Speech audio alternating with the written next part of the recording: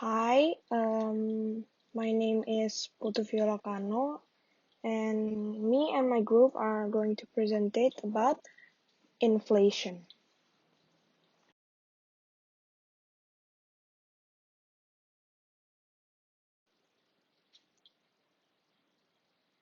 So, in economics, inflation is a rise in the general level of prices of goods and services in an economy over a period of time. So in inflation, when the general price level rises, each unit of currency buys fewer goods and services. And when the level of currency of a country exceeds the level of production, inflation will occur.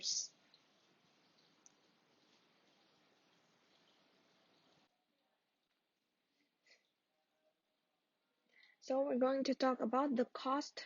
What is the real cost of inflation? There are two types. There are the first one is perfectly anticipated inflation. So there are two perfectly anticipated inflation. The first one is shoe leather cost, and the second one is menu cost. We're going to talk about this first. So if inflation is very low, then I don't need to worry about inflation chipping away the value of my money from day to day. So for example, if I'm working and I get paid $1,000 per month, that I'm going to use to buy groceries and other necessities, I can take out the whole $1,000 out of the bank at the beginning of the month, right? And I can use this $1,000 to buy goods and services as the month goes by. At the end of the month, I used up all of my money, which is the $1,000, but then I will get paid again, right? So I would not be worried. So the point is, I'm making only one trip to withdraw my money per month. In 1 month, I go just one time.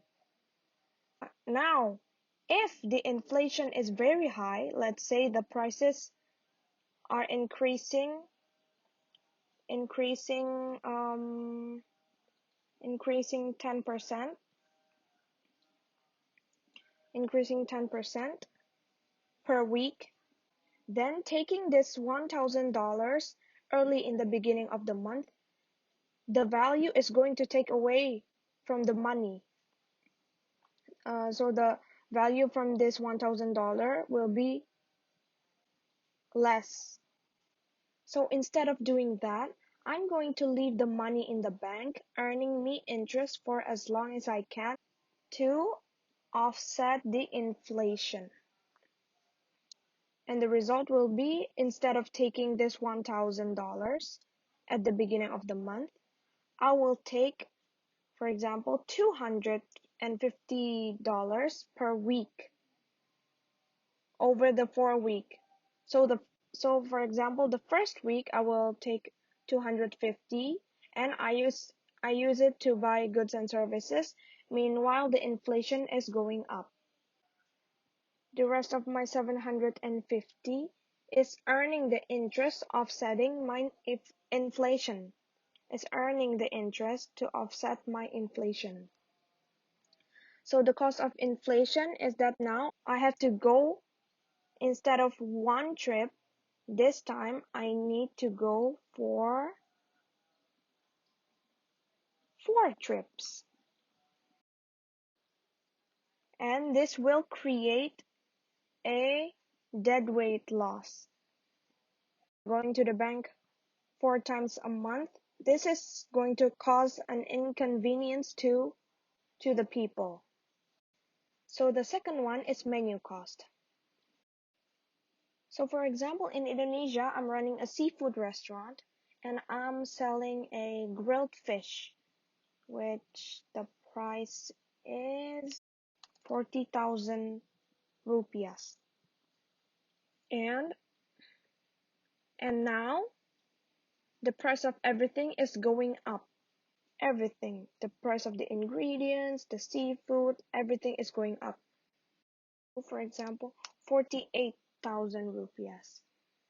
So if I want to raise the price, this is what we call the menu cost. Cost of changing prices. You got to run all new advertisement on TVs, take time to decide a new price, right? Take time to decide a new price. And or nowadays to change the prices online, create the new advertising with new prices online, like for example through Instagram. I need to make new advertisement with the new prices. So it's just costly. Like printing new catalogs is costs so much money.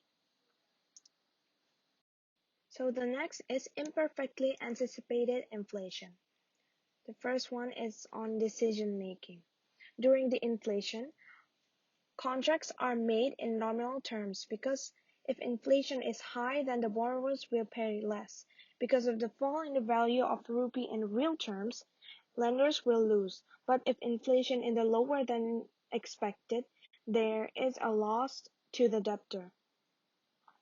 Thus, someone wins and someone loses. So, yeah. This element of risk is a cost of unanticipated inflation, which is so difficult to measure. Wealth and redistribution. During inflation, real value of asset fixed in nominal term falls. The purchasing power of all claims or assets fixed in money terms decreases. So these are some of the effects. The pensioner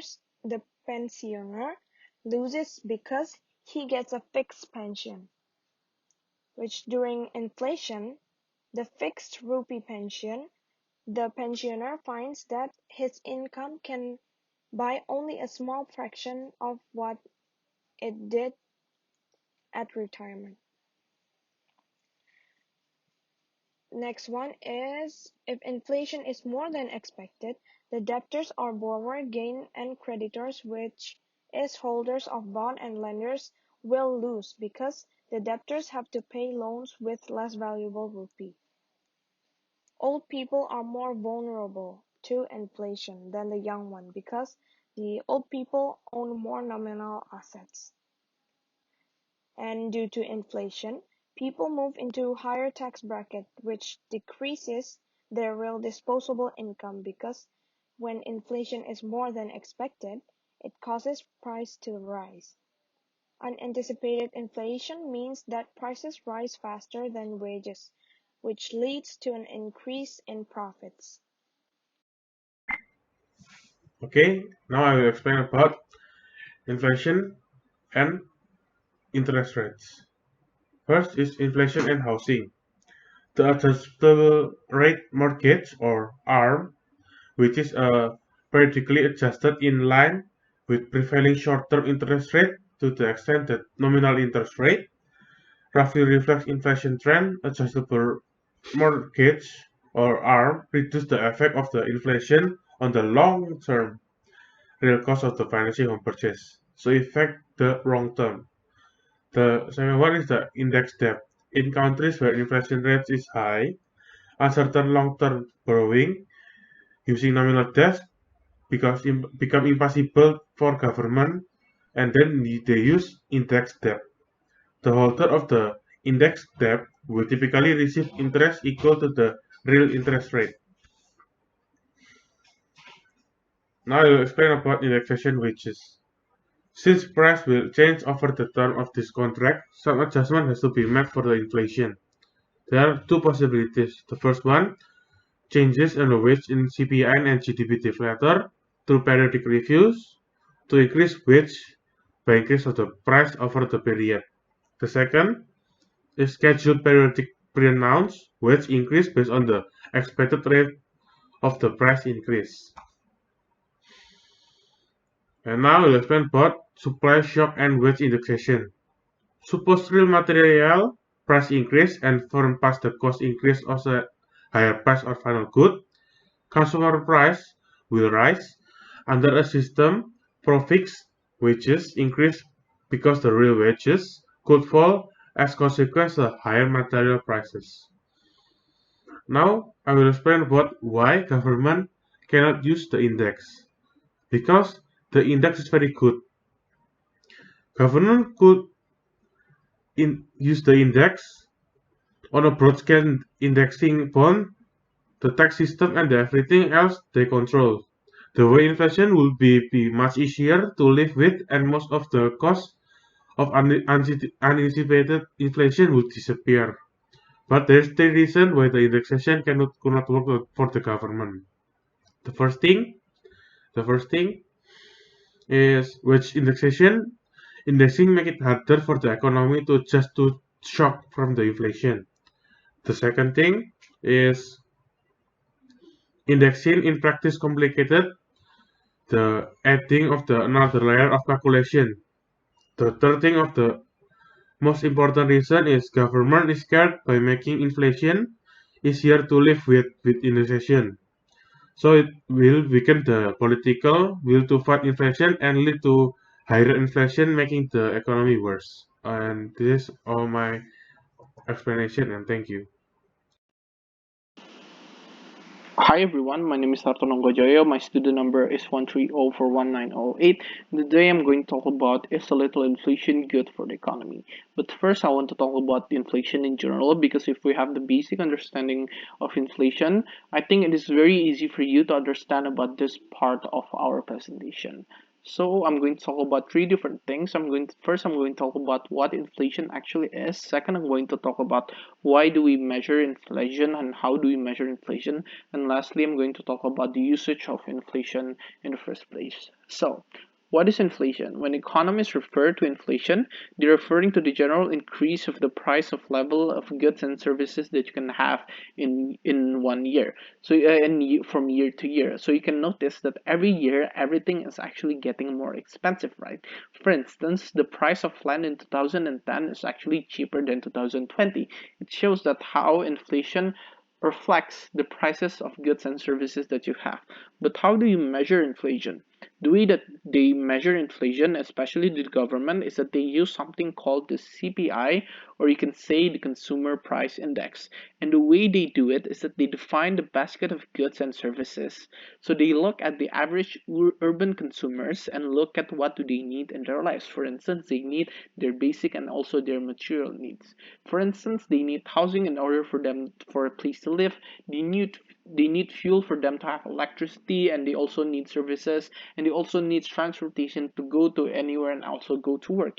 So the usage of and this shows how CPI can actually be used in order for you to measure inflation. How do you measure inflation with CPI?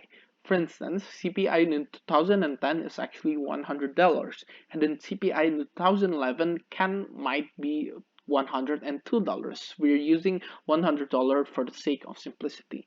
So if the rising consumer price index is at $2, it means that it's 2 over 100, which means that the inflation is at 2%. And you can take the conclusion by measuring inflation using CPI is that the inflation in 2011 is 2%. But why do you measure inflation? The usage of inflation is that it is an attempt to know how much expensive things are actually getting, especially the goods and services, and you will actually know how much purchasing power we are losing from year to year. That is the usage of inflation. So on this part, I'm going to talk about how the inflation plays and stimulates the economy. So on this part, we are using the case where it is a country with a good economy and a little inflation has actually happened. So how does the inflation affect the economy? In a good economy, usually employment will also rise. When the employment actually rises and the inflation happens, it means that the basic needs that these labor have is going to be much more expensive. And we can take a conclusion where the wages are also going to rise. Knowing that the wages are going to rise, people are most likely going to be more consumptive and make demand going to be higher. And when the demand is actually going to be higher, firms usually going to utilize this in having more investment. Where they're having more investment, they can actually, for instance, employ more people or actually expand their business. So that means employment will actually rise. But after using investment, they're probably gonna go for actually taking more profit. So for instance, profit can rise when they actually increase the prices of the goods or services that they are going to that they are going to sell in the market, which means that if the demand is also high and the prices are also high, supply are also going to also increase when a little inflation actually attacks this certain country and etc. So why a little inflation is good? Firstly, it incentivizes people to buy more, where the existence of inflation usually causes people and labor to actually have much higher wages, where they are going to be more consumptive and more using their money. But secondly, it makes easier for people to actually borrow more money or for mortgage and etc. So for instance, when you have mortgage, the price that you are going to pay when inflation happens, the value is actually going to be mitigated because inflation happens, right? Because the value of money that you are actually paying is going to be less, but the sum is actually going to be the same. So it's easier for the borrowers to actually pay for their mortgages and etc. But thirdly, it increases the wages of the laborers. And fourthly, it erodes the government's debt, where the government's debt usually are going to be high and now going to be mounting up, and when inflation happens, it's going to erode itself. What does it mean? It means that the value that they are going to be paid is going to be lessened due to the inflation that happened because the value of their currency is also going to be lessened. So yes, inflation can be good in some cases, especially when it is only little, but on certain cases, especially with a developing country, in little inflation might not be good. Inflation can be good, but only on certain cases. I think that is all we can say. If you have any question about this particular presentation, feel free to approach me via or Adrian or ask in our private group online. That is all for our presentation. Thank you.